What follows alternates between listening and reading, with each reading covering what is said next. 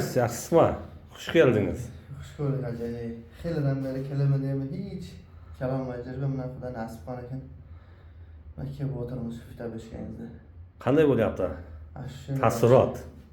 Rahat. Sağlığa varganday bo'ldi. Terdi qarang. Juda zo'r inshaalloh. Sağlığa varganday bo'ldi. Inshaalloh juda zo'r. Ter tozalamaydi, ter tozalamaydi. Hozir nasibda chiqasiz bir Ko'kchay bormi aynim? ko'kchay damlab qo'ydim. Çay ham pamirning chayi. Evet. O'tidan inshaalloh.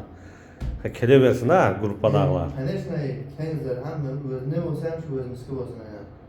Shu qayerga borsang shu nima desam, bloger bo'lsa ham o'zimizni bloger qilsin.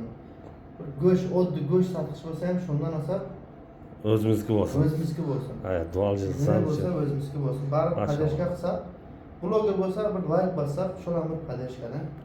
Mana ishni shu ishda lapsin boshqa yerda ham qilamiz. Deb o'zimizga qilsak yana bir sizga foydali. Mumkin erta men bir go'sht ochdan bir narsa qilsam siz menga kelasiz. Ular bir padashka. İnşallah. Jonlaringiz omon bo'lsin og'aylar. Kengizlar bilan boshqada o'tirib bir Jamoat qilsin. Xudo xolasa, ular bir sunnat payg'ambar.